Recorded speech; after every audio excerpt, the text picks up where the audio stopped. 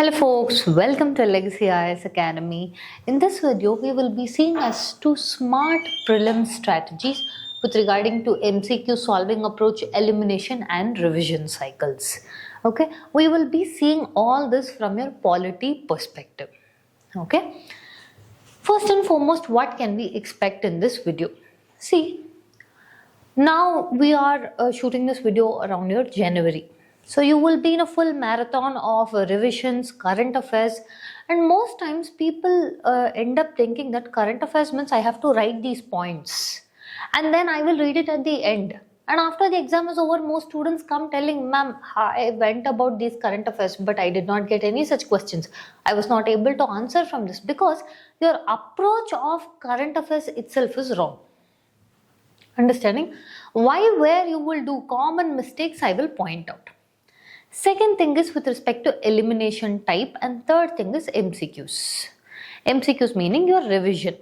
What happens is most people solve the MCQs. They will find out which is correct, which is wrong. They will see how much marks they have got. At the end, they deduce, okay, this is wrong, this is how it is, and they leave it at that. That is where your mistake happens again and again and again. So in this video, holistically, I will be covering as to first how will you approach current affairs, how you don't have to need 2 source, 3 source, 10 source, just one source you stick to it. And how to read properly. If you come to know, you will be able to deal with your current affair base.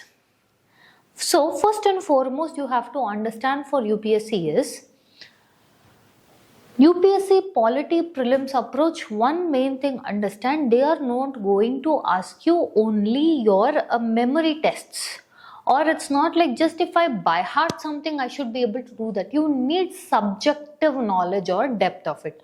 What do I mean by that? Let's say you will get one particular news. Largely, let's say you will be taking up one example, so I'll explain. Your governor and assent of bills issue came in. So the current affair how they will show is governor of Tamil Nadu. Now this person had delayed the bill from 2020. This many bills were pending.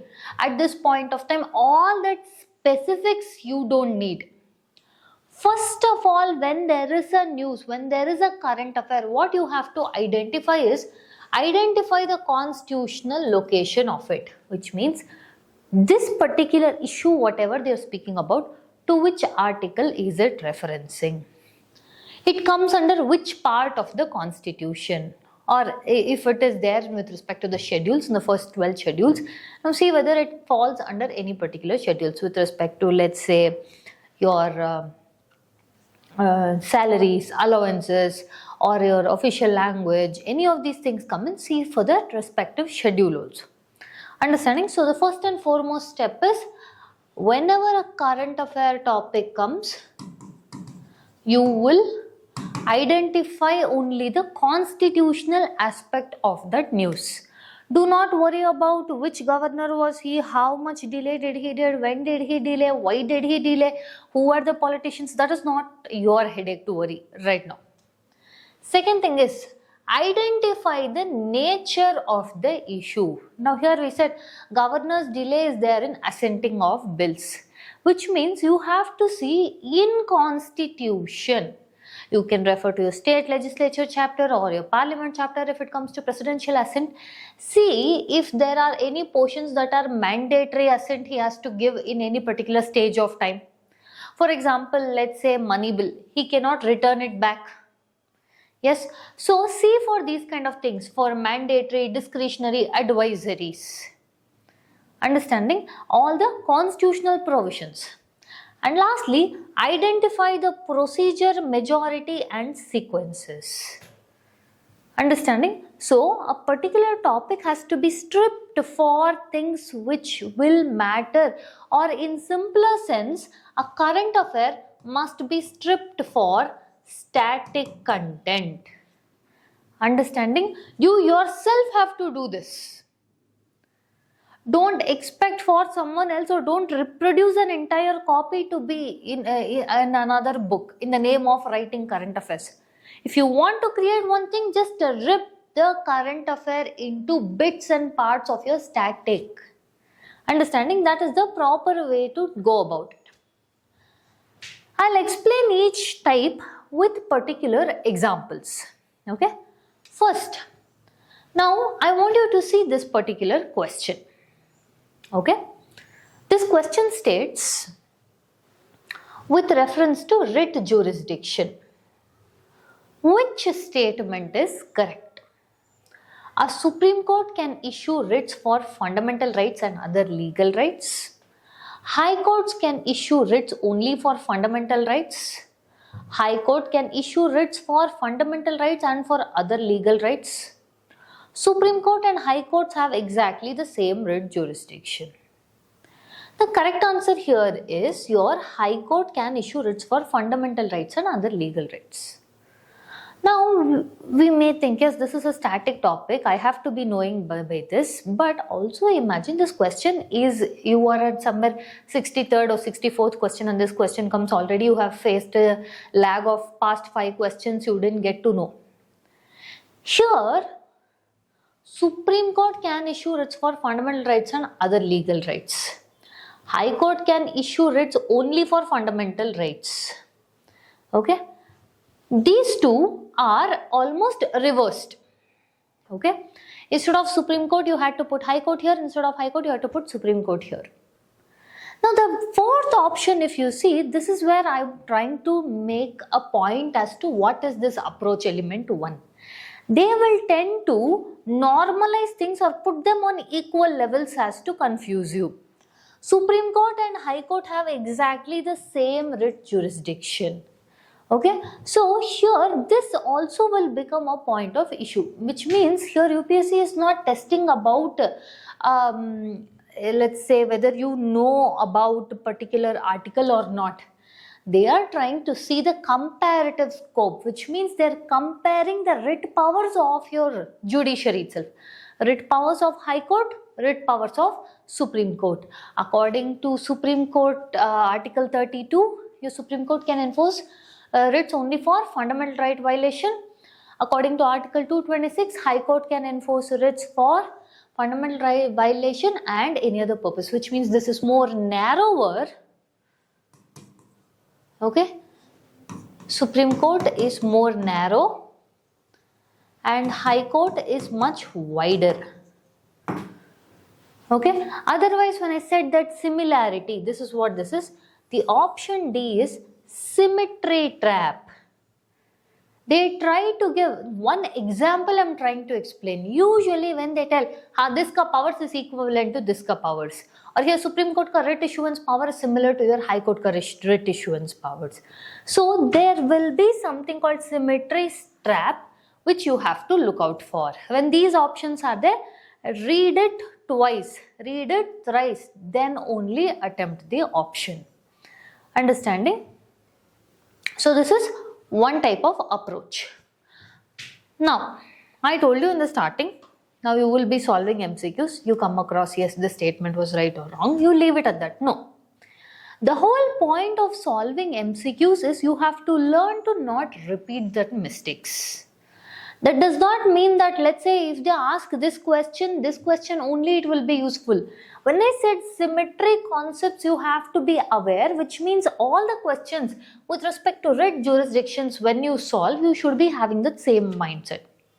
What do you do after solving MCQs? First and foremost, let's say you've started solving MCQs. I want you to maintain something called as an error book or log book. Okay, in that you will try to identify these factors. Let's say example, writ jurisdiction. In writ jurisdiction, you will mention, no, there should be no symmetry, that yes, High Court, Supreme Court, they are same. Okay, so when you mention the symmetry, and under that you will mention various topics. Now, for example, powers of governor and powers of president. Okay, so you have to see the comparison. What I'm trying to tell is, see, let's say here, I will try to say one example I'll give you.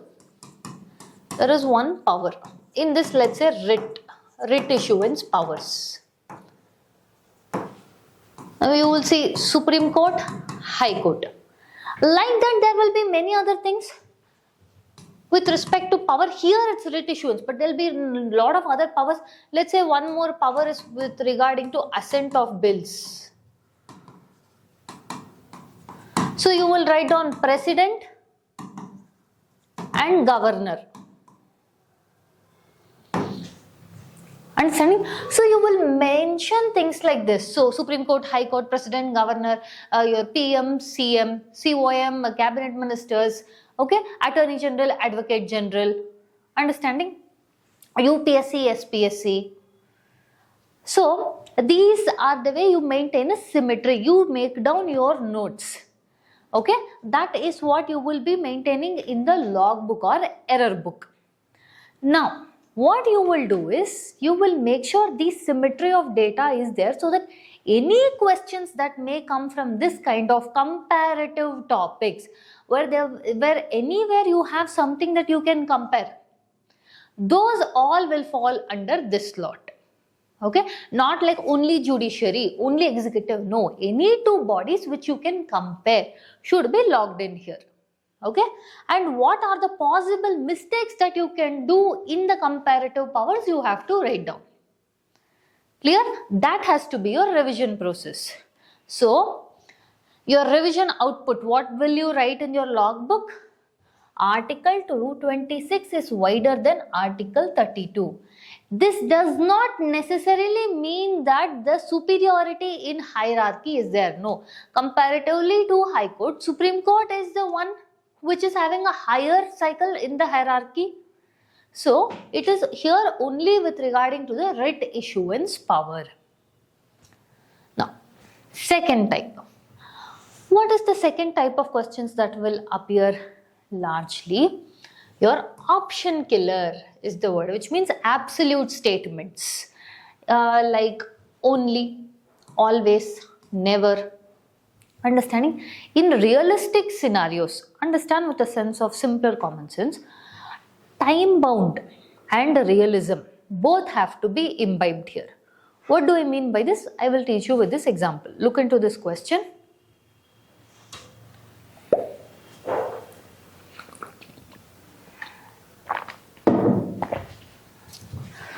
Consider the statements about money bill. It can be introduced only in Lok Sabha. Rajya Sabha may suggest amendments but cannot amend it. Rajya Sabha can delay it beyond 14 days. Usually, what I told you is, when there is very drastic statements, you are normally thought, yes, the possibility is wrong. But here, one trick I want you to see is, this appears like, yes, this is an absolute statement. Money bill can be introduced only in Lok Sabha. But if you see, in reality, the statement is correct. Understanding? Then Rajya Sabha may suggest amendments but cannot amend it. Okay, this is also correct. Rajya Sabha can delay it beyond 14 days. This appears like a very simpler sentence. Which means, when I'm telling simpler sentence, it does not have any option killers or absolute words. Yes, it is having more like can.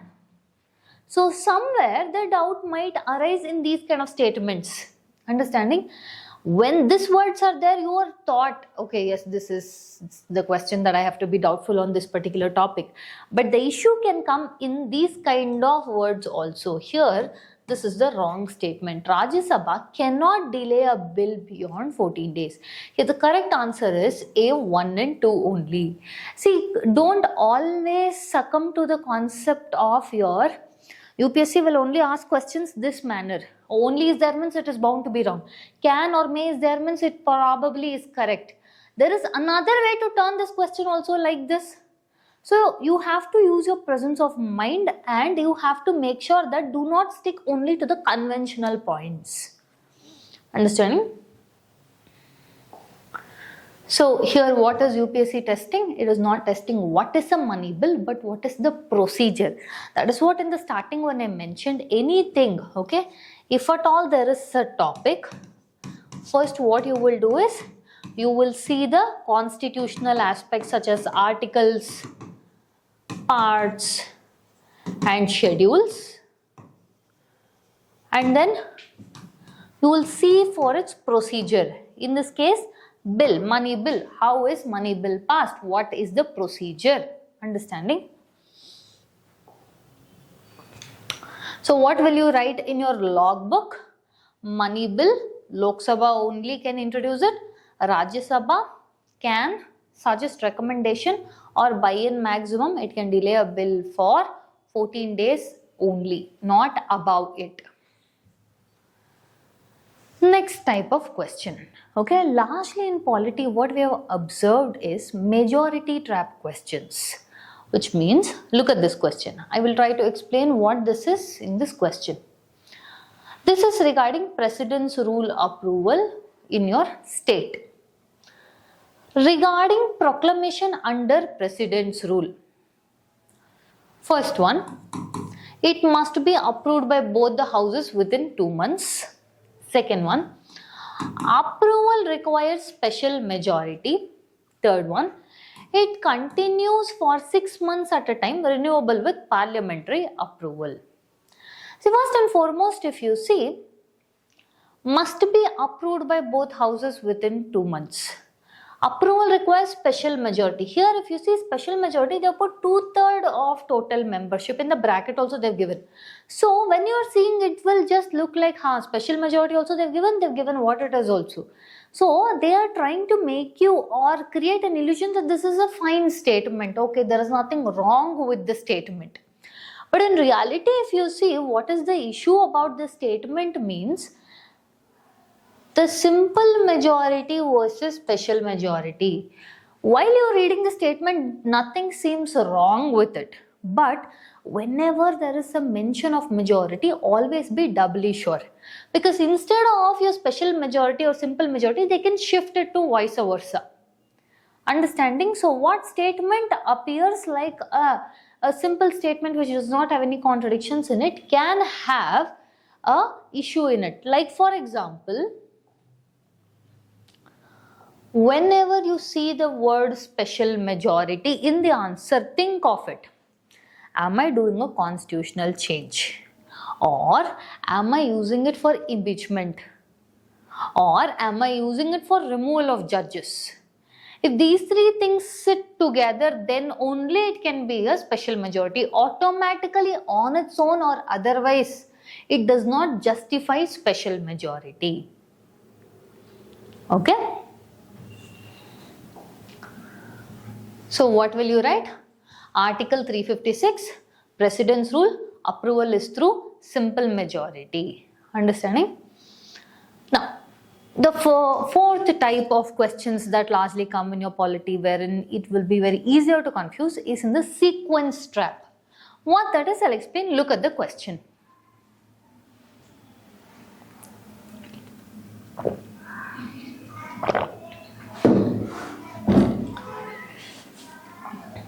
Look at this. A state bill is reserved for the president. Okay, understand this. State bill. Now, what will happen after this? After reservation, president may assent, withhold assent, or return it for reconsideration. First statement. Second statement. If the state legislature passes it again, president must assent. Third statement, governor can return a bill for reconsideration but not money bill. After reservation, president may assent, withhold assent, return it for reconsideration. Correct. If state legislature, okay, passes it again, that is the second time, president must assent. Look at the word here, president must assent. Here is where we discussed and also in the governor bill case also. There is no provision that president must definitely give assent the second time he passes. What happens here is whenever we would have been discussing your suspensive veto, Okay, you tend to assume the same for your state legislature also. Understanding here is where I said in the very starting I told comparative. Wherever you can compare two things, for example, High Court, Supreme Court, Prime Minister, Chief Minister, President, Governor, Parliament, State Legislature, write down the differences among them. So same here, there is no provision that if State Legislature passes the bill again, President must give his assent. This statement is wrong. Governor can return a bill for reconsideration but not a money bill. Yes, governor can return non-money bills for reconsideration and not a money bill. The correct answer is 1 and 3 only. So, you have to make sure you will do the same thing of comparative understanding. Next type is vertical versus horizontal rights. Largely in fundamental rights, they tend to ask these things. Let's see this question.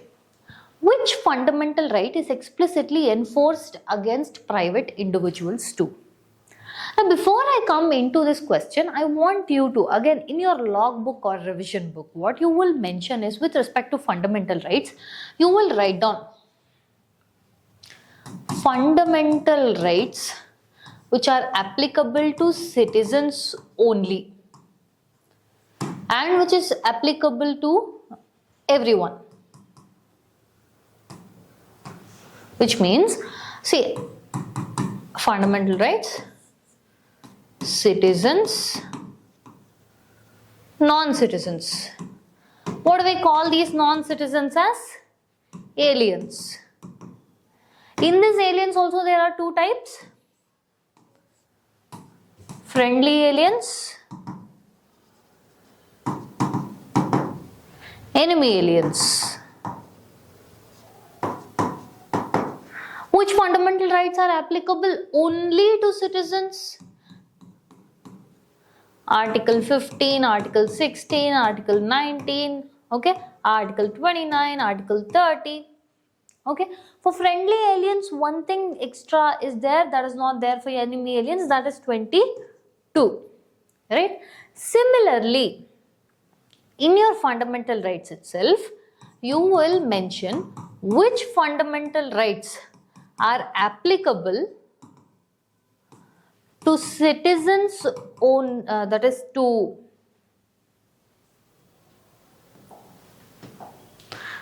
look at this, fundamental rights which are applicable against private individuals and state, okay, private plus state and only state.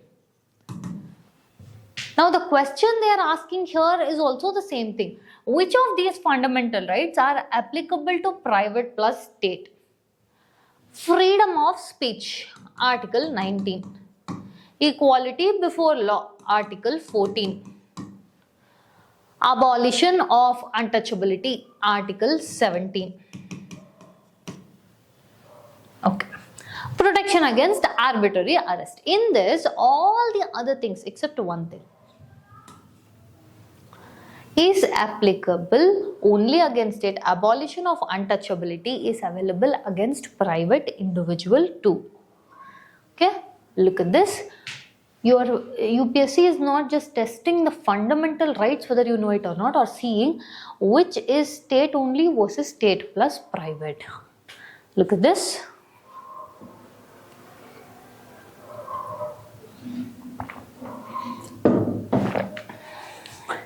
So Article 17 is applicable to state plus private.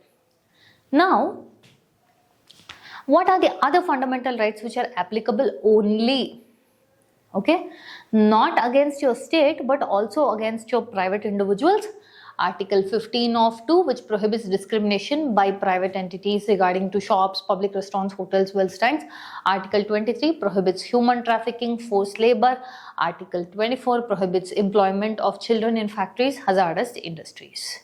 Okay, so these are the things that you have to write down in your revision book or log book. Next type is near identical options. What do I mean by this? Now look at this. Public Accounts Committee primarily examines policy merit of expenditure, legality and propriety of expenditure against parliamentary authorization, appointment of ministers, judicial misconduct. See, in this appointment of ministers, why will Public Account Committee come in? That won't be there. Public Account Committee again will not be dealing with judicial misconduct. Why will it deal with judicial misconduct? There are other laws for it, right? So, in aspect of solving questions, what we will tell you is if you are at least able to eliminate two options and you are left with two options, you attempt it, right? Now, when you are going to attempt it, okay, you have to be very certain of few things in this areas because they will give very nearby options. That is why you are not able to eliminate it. First thing. Second thing is your UPSC prelims is not only focused on how many answers you get right, but also about how many questions you reduce the negative marking or the penalty marks. So what you do is you look for the essence or subjective knowledge. Public Account Committee. One of the common criticism or disadvantage you see about Public Account Committee is they do not evaluate policy itself. They will see whether the money that is authorized by Parliament, that money is used for it or not, and they will not in turn evaluate the policy itself. So policy merit will not happen here. Yes or no? Irrespective of the fact that the first and second one might be similar, but you also have to see, is Public Account Committee going to examine or evaluate the policy in itself? No, that is the whole disadvantage of it. So which means the correct answer is legality and propriety of expenditure of parliamentary against parliamentary authorization means is it using as what Parliament authorized it for? Okay, audit is separate, policy performance is separate. Understanding? So it is more of to see with respect to are there any irregularities there. So what will you write in your logbook? Public Account Committee, simpler thing is whether money was spent as how your Parliament authorized it. Now the most important part about your solving or learning about MCQ is revision. I'm not telling revising the topic or I'm not telling you have to sit back and read all the MCQs. The revision cycle model is very important. Now for example, when I was explaining in the starting, I told you about symmetry models, same concepts, your power, comparative analysis. Those things you would have written down, you would have said, yes, president can only do this, governor can only do this, writ issuance of high court is wider than your Supreme Court. So what you will do is, let's say you are going to take one lot. One lot, what is that? Example here is that comparative lot. Let's say in this case High Court and Supreme Court. Okay, like that I told you there is president, governor, okay, there is PM, CM, UPSC, SPSC. Like this there will be a lot of comparative things, right? After you solve one lot of this type, okay, in your log notes you will maintain for all of these. Then after 48 hours, you will resolve for another type of questions in the same comparative lot. Understanding? Same comparative lot, not same questions, I mean same comparative lot, but you will resolve it. Then after 7 days, you will resolve it with a mix of these questions. Same concept, comparative lot. After 21 days, you will mix up the questions on this topic and resolve it. Understanding? So this will give you an idea as to, okay, what mistakes am I doing in this type of questions? Type of questions means don't go blindly by judiciary questions, executive questions. Type of questions where they can ask similar kind of questions. So what you will identify is error patterns. Why I'm telling you to put all these questions together? Because it's easier to analyze the error pattern. See the question, take a retest on the types of those. Alright. So next is your current affair. We've discussed this in another video also, but here we are in one aspect of current affair trigger also is added into question, and it comes which tests your static knowledge. First thing is, you do not study the news line by line. Rather, like I told you, strip the current affair for static, or you yourself frame that current affair like a UPSC MCQ. Meaning how? Example, one of the hot topics that we saw in 2025 was again your governor's assent of bills. Look at this. Constitution provides no explicit time limit for governor to act on a bill. Governor can return a money bill for reconsideration. If a governor reserves a bill, President acts under Article 201. Leave this question aside now. We'll take up this news. Governor assent of bills. In the current affair, what topic came? Governor of Tamil Nadu delayed so and so bills, so judiciary came in and then used Article 142. First and foremost, I told you in the very starting or beginning of the video only is strip it for constitutional provisions. What is this? Example I told is articles. In this particular current affair, what articles will be involved? Those are your Article 200, Article 201, Article 142. These three articles are involved. Understanding? And also, they are telling assent of bills. Bills pe what type of bills? So that brings us to this question. Can governor return a money bill for reconsideration? No. He can only return a non-money bill. Okay. Constitution provides no explicit time limit. The answer is yes. Constitution does not provide any explicit time limit, and governor reserves a bill, President acts under Article 201. You will only know this if you would have made logs like this. Understanding? So, any particular topic that comes in, you have to change it to timeline, majority type, maximum duration, extension condition. Maximum duration, for example, when we were discussing about your precedence rule. Yes, so for all of these things, you will strip the question yourself. You will almost frame it like an MCQ topic. Do not write huge statements, words, understanding. You yourself convert the topic like an MCQ. So what are the constitutional provisions which are involved here? Article 200, powers of governor with regarding to a bill passed by state legislature. He can give assent, withhold assent, return the assent or reserve for president.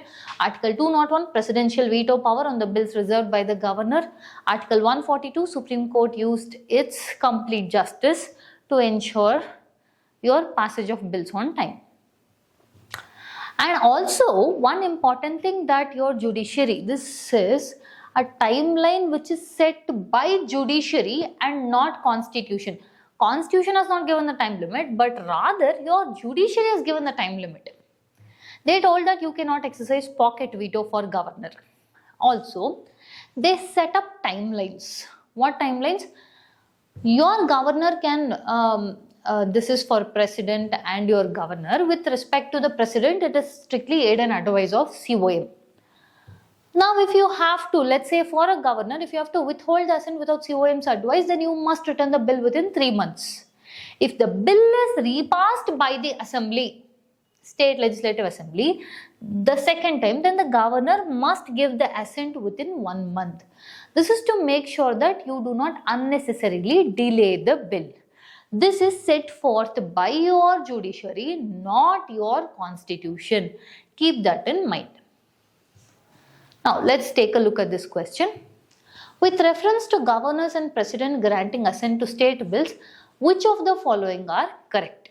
We have seen one more question like this earlier also. Yes, how is that question and this question different? We will see. There we saw that if a bill is, if a state legislative bill is returned the second time, president must give assent. We said that statement is wrong. In this, the constitution fixes a timeline within which the governor must assent to or return a state bill. Like I told, Constitution fixes a timeline. In the starting itself, I explained Constitution is more of a overlay as to how your procedure will work, not explicit details. So this statement is wrong, and also it is not Constitution that has fixed a timeline. Now it is your judiciary. Second, a governor can reserve a bill for the president's consideration. Yeah, he can reserve a bill for president's consideration. Courts can intervene. Third statement, courts can intervene if there is unreasonable delay in the decision of a bill. Correct. This is what happened in your Tamil Nadu governor's case. Fourth one, a governor can indefinitely withhold a bill without returning it. Otherwise, what are we speaking about? Pocket veto. Your judiciary told that you cannot exercise pocket veto, making this statement wrong, and this statement wrong. Correct option is 2 and 3 only. Understanding? So on the whole, what exactly are you to understand from this? First and foremost, when it comes to polity, understand the Constitution authorizes what, which means any topic will come. Okay, let's say be it governor, be it your committees, be it your constitutional bodies. See what the Constitution is telling.